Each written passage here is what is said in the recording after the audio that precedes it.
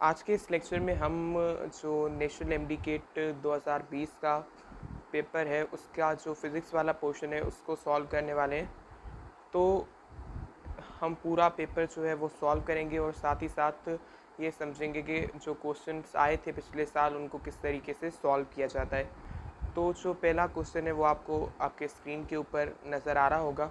तो इस क्वेश्चन के अंदर क्या कह रहा है कि if during circular motion tangential velocity of a body becomes double then centripetal force becomes. Option A में कह रहा है डबल, ऑप्शन बी में 1/2, ऑप्शन सी में कह रहा है 4 टाइम्स या ऑप्शन डी में कह रहा है 1/4। तो इस क्वेश्चन में हमसे क्या कह रहा है कि सर्कुलर मोशन में एक बॉडी है और सर्कुलर मोशन के दौरान उससे एसोसिएटेड जो टेंजेंशियल वेलोसिटी है वो हो गई है डबल।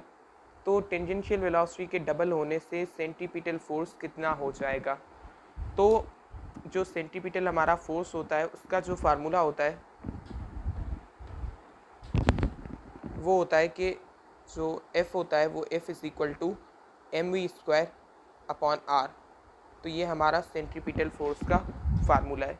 तो सेंट्रीपिटल फोर्स के फार्मूला से ये पता चल रहा है कि ये जो वेलोसिटी का स्क्वायर है जो कि हमारी टेंजेंशियल वेलोसिटी, तो टेंजेंशियल वेलोसिटी के स्क्वायर से हमारा फोर्स क्या है, डायरेक्टली प्रोपोर्शनल है। तो यहाँ पे हमें क्वेश्चन में कह रहा है कि बॉडी जो सर्किल में घूम रही है उसकी टेंजेंशियल वेलोसिटी को डबल किया गया, मतलब कि 2 गुना बढ़ाई गई। तो जब टेंजेंशियल वेलोसिटी को डबल किया जाएगा तो उसके स्क्वायर टाइम्स हमारा फोर्स पड़ जाएगा। तो 2 का स्क्वायर कितना होगा 4। उसका मतलब कि जब वेलोसिटी को हम डबल करेंगे तो उसका स्क्वायर टाइम्स मतलब कि 4 दफ़ा हमारा फोर्स इंक्रीज़ हो जाएगा।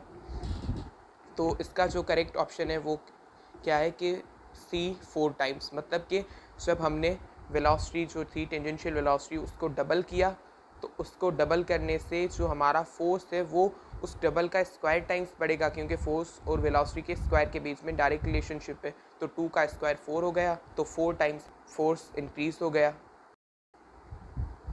तो अब जो नेक्स्ट क्वेश्चन है उस नेक्स्ट क्वेश्चन में क्या कह रहा है कि under what condition an object will have zero displacement but non zero distance. अब जो दूसरा क्वेश्चन में उसमें हमसे कह रहा है कि कौन सी ऐसी कंडीशन होती है जिस कंडीशन में बॉडी का ज़ीरो डिस्प्लेसमेंट हो सकता है बट ज़ीरो डिस्टेंस नहीं हो सकता। तो ऑप्शन में हमें कह रहा है A linear motion, B circular motion, C random motion या डी ऑसिलेशन। जितनी भी जो हमने मोशन पढ़ी है उसके अंदर हमने ये देखा है कि जहाँ डिस्टेंस होता है वहाँ डिस्प्लेसमेंट भी होता है। तो कौन सी ऐसी मोशन है जिसके अंदर डिस्टेंस तो हो सकता है बट डिस्प्लेसमेंट का मैग्नीट्यूड ज़ीरो हो। तो अगर आप थोड़ा सोचें तो आपको पता चलेगा कि जब बॉडी सर्किल के अंदर घूमती है तो सर्किल के अंदर जब बॉडी घूमती है तो जब वो एक सर्किल पूरा करती है, मतलब कि ये जो पॉइंट है यहाँ से बॉडी ने घूमना स्टार्ट किया सर्किल में और एक सर्किल पूरा करके वापस यहाँ इस पॉइंट पे आ गई, तो फिर इस केस में जो बॉडी की इनिशियल पॉइंट होती है वो और बॉडी की जो फाइनल पॉइंट है वो हो जाती है बिल्कुल सेम। तो जब ये दोनों पॉइंट सेम हो जाएंगी तो इनके बीच में जो शॉर्टेस्ट डिस्टेंस होगा पर्टिकुलर डायरेक्शन वाला, जिसको हम कहते हैं डिस्प्लेसमेंट। डिस्प्लेसमेंट मीन्स के जो दो पॉइंट्स के बीच में शॉर्टेस्ट डिस्टेंस है इन अ पर्टिकुलर डायरेक्शन। तो यहाँ पे इन दो पॉइंट्स के बीच में जो डिस्प्लेसमेंट है वो सीधी सी बात है कितना होगा, ज़ीरो होगा, क्योंकि दोनों पॉइंट्स जो इनिशियल और फाइनल है वो दोनों एक ही है। वो दोनों पॉइंट्स क्या है, एक्चुअली तो एक ही पॉइंट है, तो फिर उनके बीच में कोई फासला ही नहीं है, तो डिस्प्लेसमेंट हो जाएगा ज़ीरो, क्योंकि ये दोनों पॉइंट्स क्या है, इनिशियल और फाइनल सेम है।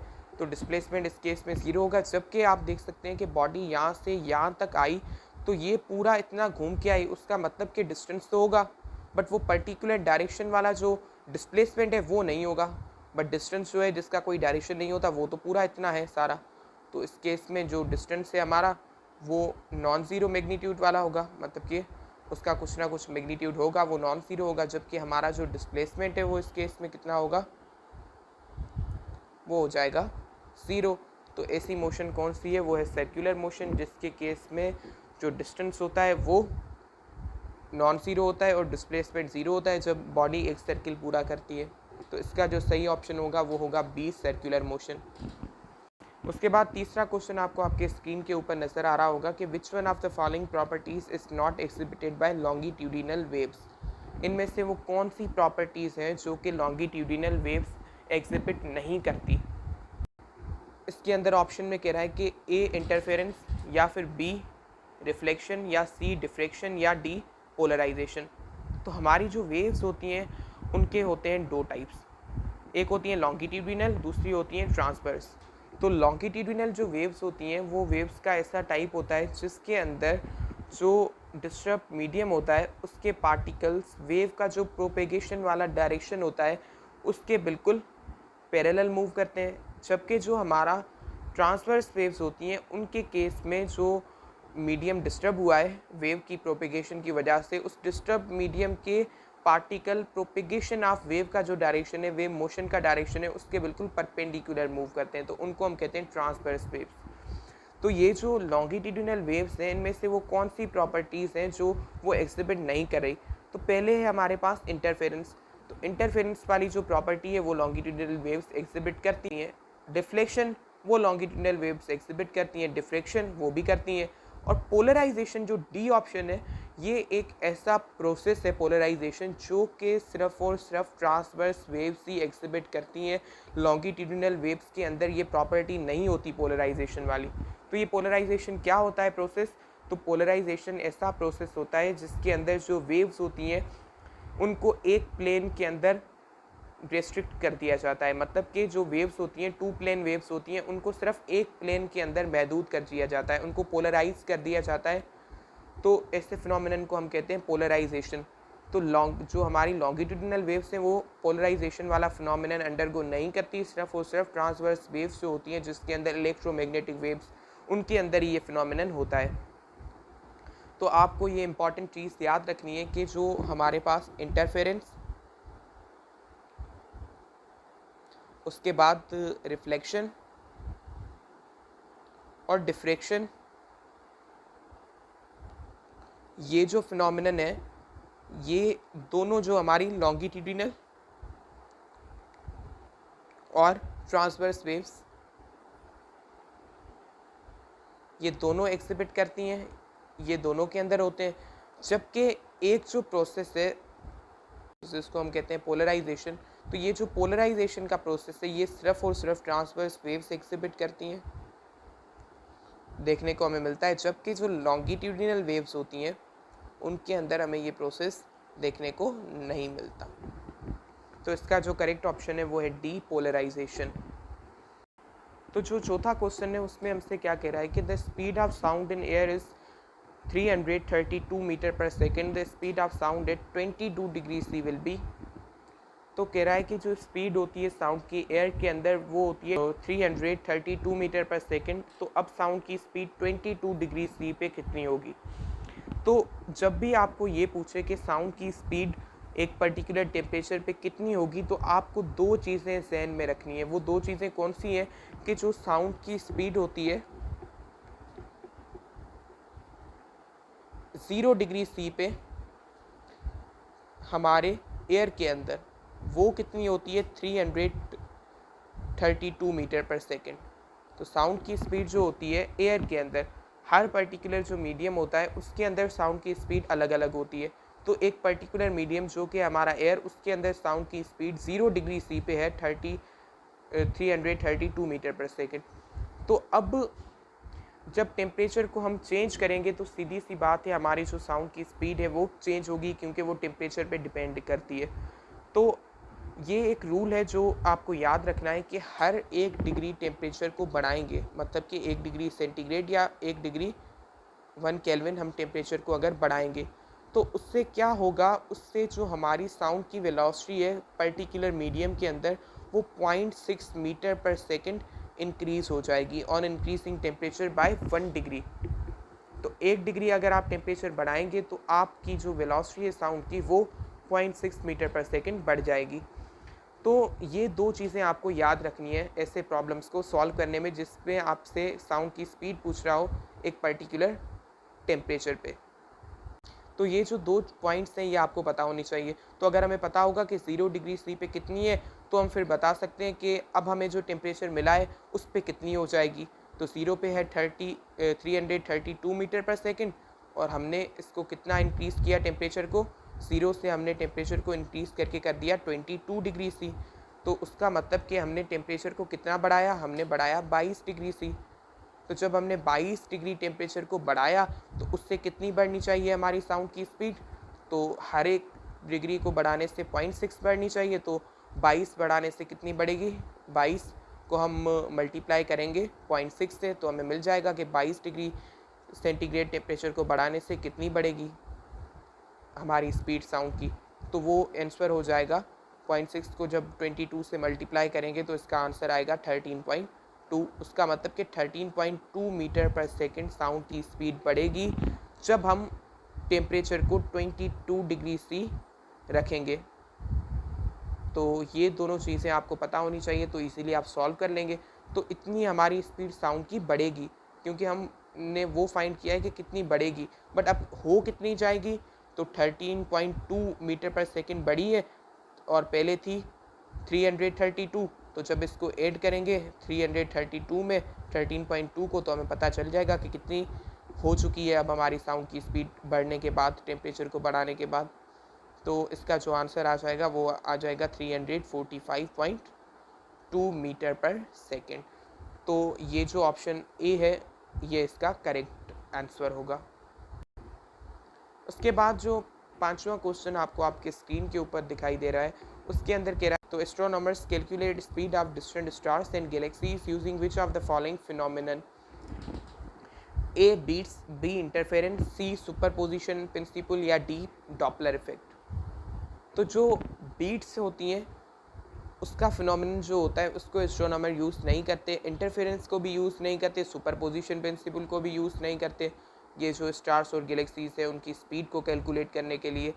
तो जो डी ऑप्शन है डॉपलर इफेक्ट, इसको यूज़ करते हैं। तो जब आप इसके यूजेस को पढ़ेंगे, डॉपलर इफेक्ट के जो एप्लीकेशंस होते हैं उनको आप पढ़ेंगे, तो आपको पता चल जाएगा कि जो एस्ट्रोनॉमर्स होते हैं वो डिस्टेंट स्टार्स और गैलेक्सीज के लिए उनकी स्पीड को फाइंड करने के लिए डॉपलर इफेक्ट को यूज़ करते हैं। तो इसका जो करेक्ट ऑप्शन है वो है डी डॉपलर इफेक्ट।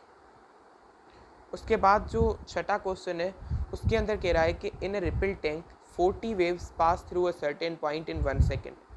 अब 40 वेव्स पास हो रही हैं एक पर्टिकुलर पॉइंट से 1 सेकेंड में। If the wavelength of wave is 5 centimetre then speed of wave is. तो हमें यहाँ पे स्पीड पूछ रहा है, हमें वेवलेंथ दी है और ये बताया है कि कितनी वेव्स 1 सेकेंड के अंदर पर्टिकुलर पॉइंट से पास करेंगे। तो हमें ये पता है कि जो हमारी वेलोसिटी होती है वेव्स की, उसका फार्मूला क्या होता है, v is equal to F multiplied by lambda. Lambda क्या होती है, वेवलेंथ, एफ होती है फ्रीक्वेंसी, v होती है वेव्स की वेलोसिटी। तो यहाँ पे हमें जो लेमडा है वो तो दी हुई है, वेवलेंथ हमें पता है वो कितनी है हमारी, वो है 5 सेंटीमीटर, और जो हमारी वेलोसिटी है वो हमें फाइंड करनी है। तो उसके लिए हमें फ्रीक्वेंसी भी चाहिए। तो अगर आप क्वेश्चन को ध्यान से देखें तो क्या कह रहा है कि 40 वेव्स पर सेकंड पास करेंगे एक पर्टिकुलर पॉइंट से।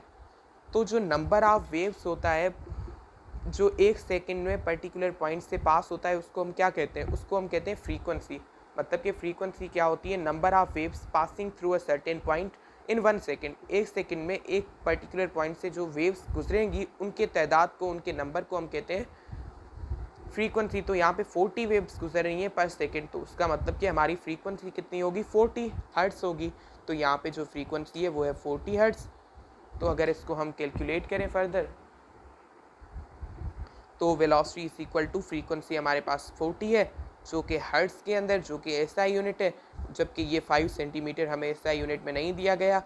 तो हम इस सेंटीमीटर को मीटर के अंदर कन्वर्ट करेंगे तो मीटर हमारे कितने हो जाएंगे, 5 डिवाइडेड बाय 100।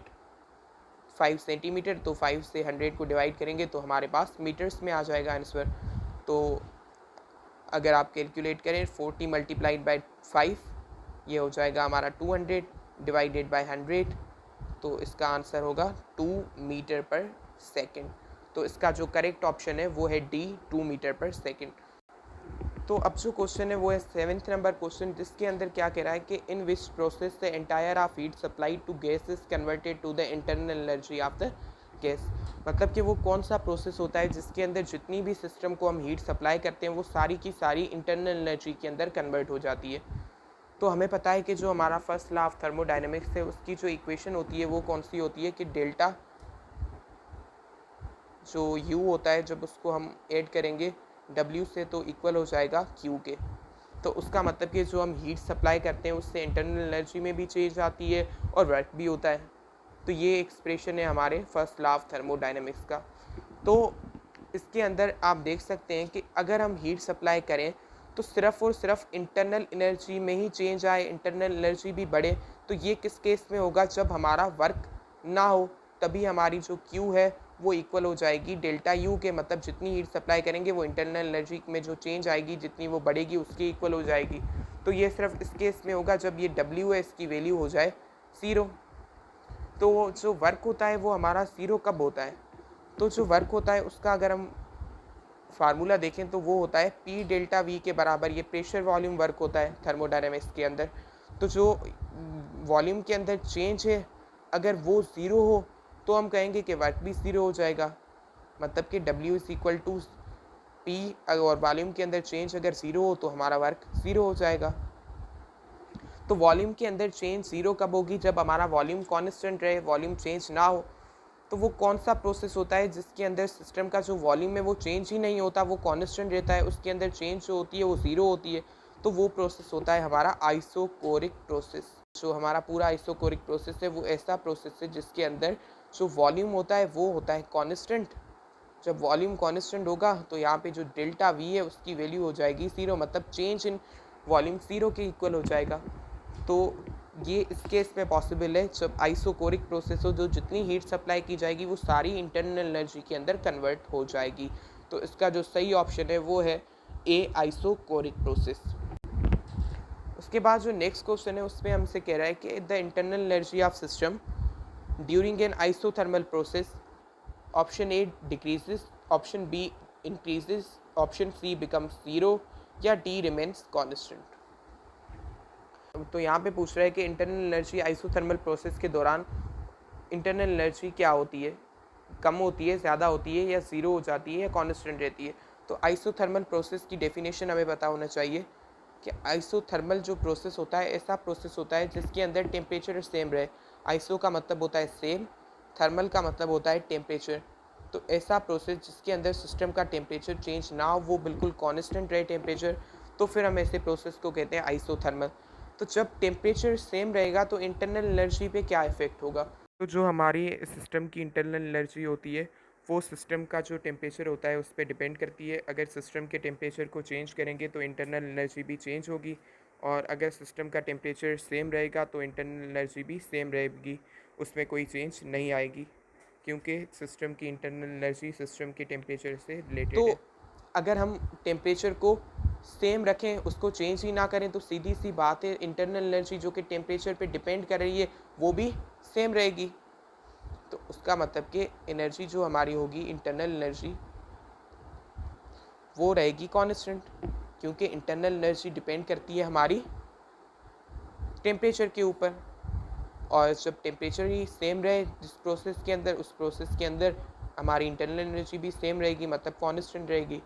तो वो प्रोसेस आइसोथर्मल है जिसके अंदर इंटरनल एनर्जी कांस्टेंट रहती है। तो इसका जो सही ऑप्शन होगा वो होगा डी, रिमेन्स कांस्टेंट। और अगर हमें क्वेश्चन में पूछे कि इंटरनल एनर्जी में चेंज कितनी आएगी, तो जो चेंज होगी वो 0 आएगी, क्योंकि इंटरनल एनर्जी कांस्टेंट है, सेम है, तो उसका मतलब कि उसमें कोई चेंज नहीं आएगी। तो चेंज जो होगी इंटरनल एनर्जी में वो होगी 0, और जो इंटरनल एनर्जी खुद होगी वो होगी कांस्टेंट ड्यूरिंग आइसोथर्मल प्रोसेस। तो इसका सही ऑप्शन है डी, रिमेन्स कांस्टेंट।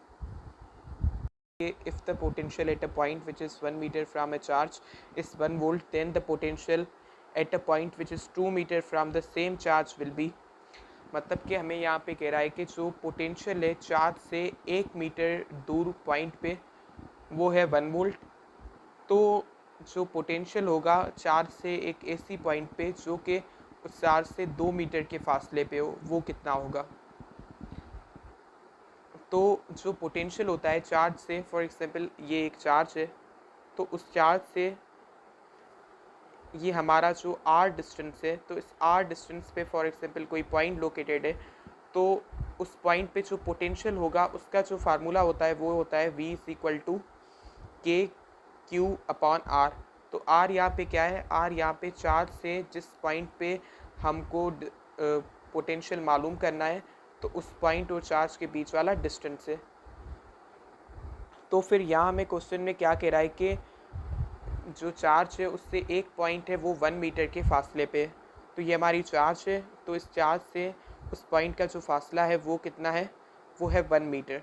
तो 1 मीटर के फासले पे जो पॉइंट है चार्ज से, वहाँ पे इस चार्ज की वजह से जो पोटेंशियल है वो है हमारा 1 वोल्ट।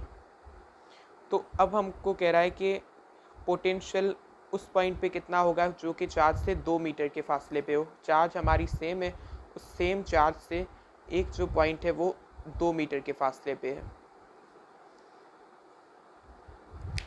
तो इस पॉइंट पे जो कि 2 मीटर के फासले पे है वहाँ पे पोटेंशियल कितना होगा। तो जो पोटेंशियल का फार्मूला होता है वो होता है V = KQ/R। एक चार्ज से R डिस्टेंस पे कोई पॉइंट लोकेटेड है तो उस पर पोटेंशियल जो होता है उसका फार्मूला होता है V = KQ/R। तो इस फार्मूला से एक बात हमें पता चल रही है कि जो हमारे पास V है वो R से इन्वर्सली प्रोपोर्शनल है। उसका मतलब कि V जो है वो इन्वर्सली प्रोपोर्शनल है R से। तो उसका मतलब कि जितना R को कम करेंगे उतना हमारा पोटेंशियल बढ़ेगा, जितना R को बढ़ाएंगे उतना पोटेंशियल कम होगा। तो यहाँ पे जिस पॉइंट पे पोटेंशियल 1 वोल्ट था वो पॉइंट दूर थी चार्ज से 1 मीटर। तो अब जो दूरी है उस पॉइंट की वो है 2 मीटर। तो उसका मतलब कि R को हमने कर दिया है डबल। तो जब हम R को डबल करेंगे तो पोटेंशियल होगा वो हो जाएगा आधा। मतलब कि जो पहले था पोटेंशियल उसके कंपैरिजन में अब वो आधा हो जाएगा, क्योंकि जो हमारे पास डिस्टेंस है उसको हम कर रहे हैं डबल। पहले डिस्टेंस था 1 मीटर, अब हम उसको कर रहे हैं 2 मीटर। तो जब 1 से हम 2 करेंगे मतलब कि हम कर रहे हैं डबल। तो जब हम 2 गुना बढ़ाएंगे हमारे इस डिस्टेंस को तो सीधी सी बात है जो पोटेंशियल होगा वो 2 गुना कम हो जाएगा, मतलब कि हाफ़ हो जाएगा पहले से। तो पहले था 1 तो अब हो जाएगा हाफ़। तो इसका मतलब कि हमारा जो पोटेंशियल है वो हो जाएगा हाफ़। तो हाफ़ का मतलब है 0.5। तो जो 0.5 वोल्ट हो जाएगा अब हमारा पोटेंशियल। तो इसका करेक्ट ऑप्शन है C, 0.5 वोल्ट।